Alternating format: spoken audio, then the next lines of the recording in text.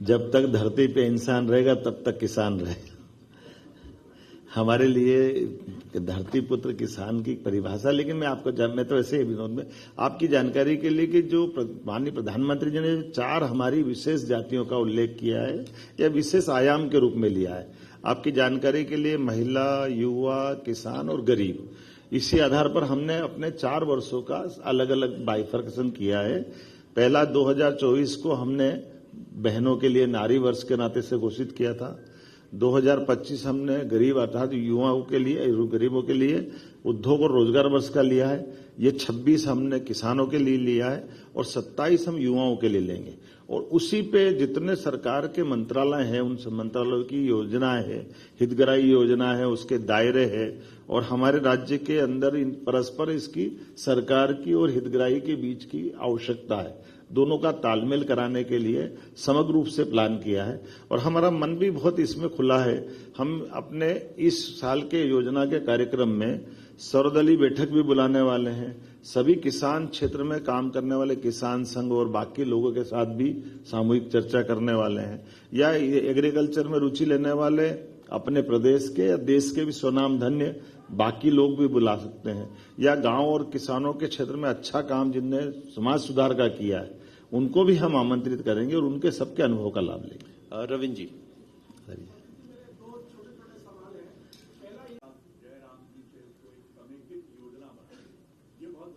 बहुत अच्छा, आप दोनों का लाभ ले सकें, जो फायदे हैं, तो इनको ये समेकित योजना 15 विभागों का इससे जुड़ाव किस तरह से आगे बढ़े? देखिए, ये मेरे को कागज देना छोटा, अब ये मैं आपको 15 विभाग बता देता हूं कि कृषि कल्याण के साथ उद्यानिकी, पशुपालन, सहकारिता, खाद्य नागरिक आपूर्ति, पंचायत ग्रामीण विकास, नवकरणीय ऊर्जा, बड़े बड़े विभाग से भी एग्रीकल्चर के आधार पर, जैसे उदाहरण के लिए जल संसाधन है। अब जल संसाधन में हम जब नदी जोड़ पे काम कर रहे हैं तो ये बूंद बूंद जल संरक्षण से लगा करके गांवों के अंदर पीने के पानी से और बाकी जल संरचनाओं पे काम कर सकेंगे, क्योंकि हमारे यहाँ भौगोलिक जो सरफेस है वो भी अलग अलग प्रकार की है। ऐसे में रोजगार आधारित कामों के लिए जब हम इंडस्ट्री की बात करते हैं, एमएसएमई में भी बात कर रहे हैं, तो रोजगार आधारित उद्योग के लिए हम विशेष सुविधा वहां दे रहे हैं कि जैसे जो लेबर आधारित उद्योग लगाएगा तो हम प्रति लेबर 5,000 रुपये महीना तक उसको बीजीएफ देते हैं। तो ये हमारे लिए तो इससे और बड़ा वरदान क्या होगा जब हम उसको जयराम जी के दायरे में भी लाएंगे, क्योंकि सौर ऊर्जा में भी ये न कौन सा भी नर्मदा घाटी, राजस्व, वन, लघु कुटीर उद्योग, सूक्ष्म एमएसएमई तो बता ही दिया मैंने, उद्योग, निवेश, सभी क्षेत्रों में इसका जबरदस्त लाभ मिलेगा। और इसी आधार पर कोई भी राज्य, खासकर माननीय प्रधानमंत्री जी के नेतृत्व में तो अब ये काम का एक बड़ा लाभ मिला ही है, लेकिन एग्रीकल्चर ग्रोथ रेट हमारी सबसे अच्छी भी है। और अब इंडस्ट्री की तरफ जब हम जा रहे हैं तो ये हमारे हर एक व्यक्ति का इसके बाद पलायन भी रुकेगा और अच्छे से काम करने का मौका मिलेगा। प्रवीण दुबे जी। जी राम जी, जो वर्तमान में हमारे सबके लिए ग्रामीण क्षेत्र में काम करने के लिए ज्यादा अनुकूलता के साथ, ज्यादा धनराशि के साथ सभी प्रकार के चीजों को जोड़ करके ये जो नया बिल आया है, जिसके माध्यम से मध्य प्रदेश के लिए एक सौभाग्य रहेगा, क्योंकि सबसे बड़ा भौगोलिक एरिया में से दूसरे नंबर का राज्य हमारा है। और ऐसे में जब हमारे अपने ग्रामीण क्षेत्र के सभी प्रकार के विकास परक कामों के लिए, रोजगार आधारित कामों के लिए जयराम जी के आधार पर बड़ी धनराशि माननीय प्रधानमंत्री जी के माध्यम से देश को दी गई है। मैं माननीय प्रधानमंत्री श्रीमान नरेंद्र मोदी जी का, माननीय कृषि मंत्री श्रीमान शिवराज सिंह जी का आभार भी मानता हूं कि ये सच में समयपूर्ण है और हमारे लिए सौभाग्य की बात है कि मध्य प्रदेश में हमारे माननीय अध्यक्ष हेमंत जी ने अपनी बात रखी। माननीय हमारे पंचायत ग्रामीण विकास मंत्री श्रीमान प्रहलाद पटेल जी यहाँ मौजूद है, खेल मंत्री माननीय विश्वास सारंग जी, कृषि मंत्री अदल सिंह कंसाना जी, श्रीमान लखन पटेल जी, हमारे बीच में जयपाल चावड़ा जी, यहाँ के आशीष जी, और हम सब मिलकर के आज के इस अवसर पर खास करके केंद्र सरकार ने अधिसूचना जारी कर राज्य सरकार को 6 महीने के भीतर विधेयक के संगत एक स्कीम अधिसूचित करने के संबंध में जो अपेक्षा की है, हम उस पर काम भी करेंगे और उसको क्रियान्वित भी करेंगे। जिस प्रकार का मुझे बताया गया है कि मनरेगा के माध्यम से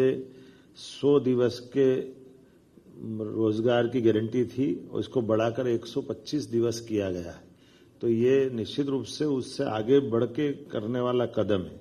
इसी प्रकार से अधोसंरचना के लिए भी जिस प्रकार से स्थायी कामों के लिए इसमें आजीविका सृजित होगी, कौशल और उद्यमिता में काम होगा। अब हम सब जानते हैं कि हमारे यहाँ कौशल की बात कर रहे हैं, उद्यमिता की बात कर रहे हैं, तो उसमें भी बड़ी संभावना है। मनरेगा में वर्ष में कभी भी मजदूरी प्राप्त कर सकते हैं और खास करके व्यस्तम समय से लेकर विशेष रूप से बुआई और कटाई के समय में भी कृषि श्रमिकों को काम की उपलब्धता को सुनिश्चित किया जाएगा। इसके अधिनियम में राज्यों को एक वित्तीय वर्ष में कुल मिलाकर 60 दिन का अधिसूचित करने का प्रावधान है। बुआई कटाई की व्यस्तम और समित अवधि को भी इसमें सम्मिलित किया है और जिस प्रकार से इस अधिनियम में जो भविष्य की संभावना है, अर्थात प्राकृतिक आपदा, असाधारण परिस्थितियों के दौरान विशेष शिथिलीकरण, ऐसे कई विनिश्चय करते हुए इसमें गुंजाइश दी गई है जो हमारे लिए पहले चुनौती रहती थी। और राज्य और केंद्र के मध्य भी राशि की साझेदारी भी इसमें बनाने के लिए बहुत अच्छे से लगभग ये जो राज्यों के लिए 60-40 का रेशो इसमें रखा है। इसके आधार पर हमारे लिए हमारे ग्रामीण क्षेत्र में, चूंकि हमारे यहाँ ट्राइबल का बेल्ट भी है और कई आकांक्षी जिलों के अंदर भी काम होता है, ऐसे में जब हमने तो अपना इसका दायरा बढ़ा करके गौशाला तक जोड़ा है, कहीं तालाब निर्माण से लगा करके गांवों के अंदर के भी जन कल्याणकारी कामों के लिए विस्तृत दायरा लिया है। मैं उम्मीद कर रहा हूं कि इस अधिनियम का सच में रोजगार का इसमें कानूनी अधिकार के लिए एक तरह से मौका दिया है। 125 दिन तो उनको दिए ही हैं। अब इस बात को तो किसी से कोई छिपा नहीं सकते हैं कि पहले के इस दिन 100 दिन थे, अब 125 दिन हुए। अब इसमें और आगे जाकर देखें तो वंचितों, विशेषकर महिलाओं को, SC ST को, भूमिहीन परिवारों को विशेष प्रावधान के अंतर्गत इसमें लाभ देने की प्लानिंग की गई है। इसमें अकुशल मजदूरी के लिए दर निर्धारण की भी अच्छी पद्धति लगाई है, जिसमें कहा गया कि अकुशल शारीरिक कार्यों की मजदूरी दरें केंद्र सरकार तय करेगी और जब तक अलग से नई मजदूरी दरें घोषित नहीं होगी तब तक महात्मा गांधी नरेगा के अंतर्गत तय मजदूरी से दरें देंगे। अब ये इसके कई अंदर की चुनौतियों के आधार पर भी जो कठिनाई होती है, और हम सब जानते कि पहले नरेगा था, नरेगा से मनरेगा बना और मनरेगा से जयराम जी बना, तो सुधार और संशोधन तो प्रक्रिया का हिस्सा है। ये अलग बात है कि ठीक है विपक्ष का काम कुछ बोलना तो बोले, लेकिन सरकार का काम समयोचित निर्णय लेते जाए और खास करके रोजगार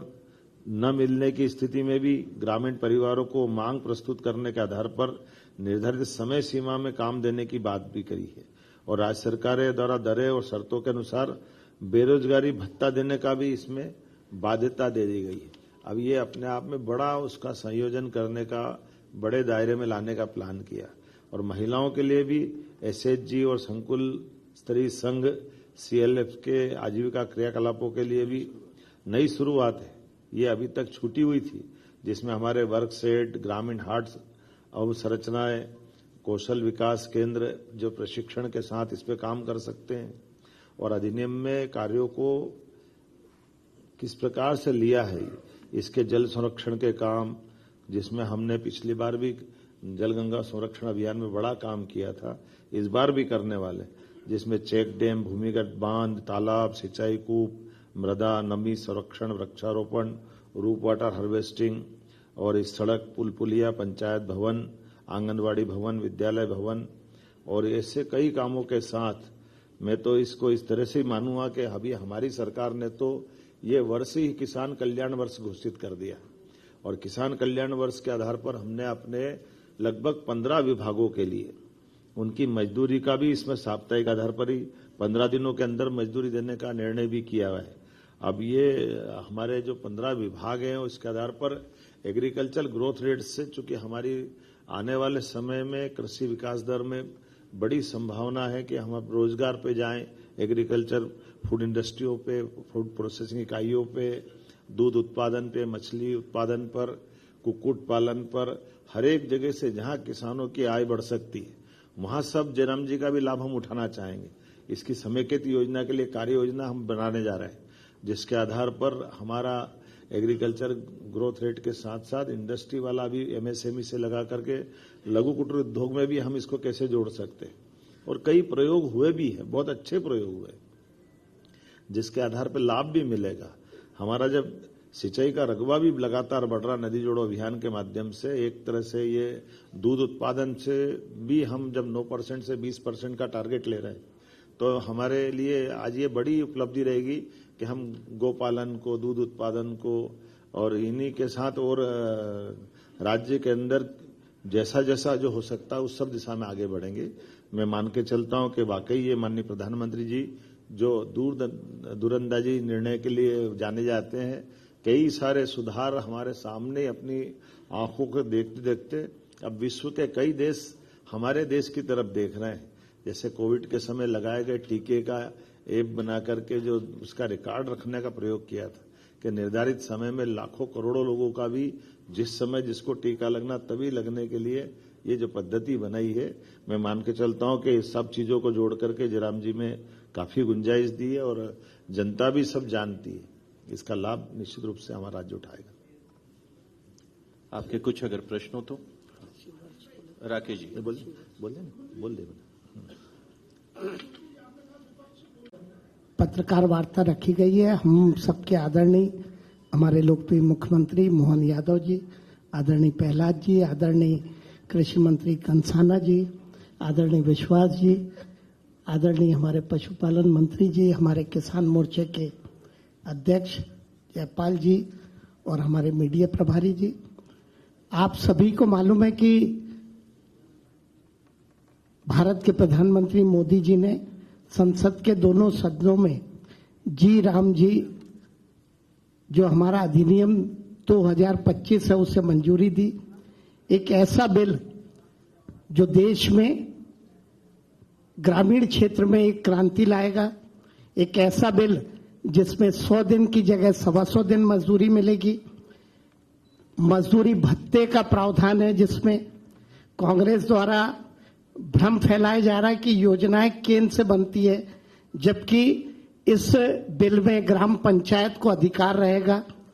परिवार का पंजीयन, रोजगार गारंटी, सभी काम की जिम्मेदारी पंचायत की होगी। पंचायत जो काम चाहती है, राज्य सरकार जो चाहती है, क्योंकि राज्य सरकार की भी हिस्सेदारी होगी, तो वो सारे काम हो पाएंगे। 50% कामों का निर्णय करने का अधिकार हमारी पंचायतों को रहेगा। और सबसे बड़ा, मैं तो क्योंकि खुद ग्रामीण क्षेत्र से आता हूं, जब किसान का समय रहता है बोनी और कटनी का, उस समय हमारे जी राम जी बिल के जो मजदूरी देने का काम है वो बंद रहेगा और बाकी दिन ये शुरू रहेगा, ताकि किसान को भी काम करने वालों की दिक्कत ना हो और मजदूरों को भी डबल काम मिल सके। जब खेती का काम है तो खेती का और बाकी समय हमारी योजना का। मैं समझता हूं कि एक ऐसा बिल जिससे गांव की अधोसंरचना का विकास होगा, लोग ग्रामीण क्षेत्रों में अपने हिसाब से गांव की जरूरत के हिसाब से काम कर पाएंगे। सरकार के ये बिल आपके बीच में, आपके माध्यम से नीचे तक जाए, इसके लिए हमने ये प्रेस कॉन्फ्रेंस रखी थी। मैं इस पे विस्तार से हमारे मुख्यमंत्री जी प्रकाश डालेंगे। मैं उनसे अनुरोध करता हूं कि मुख्यमंत्री जी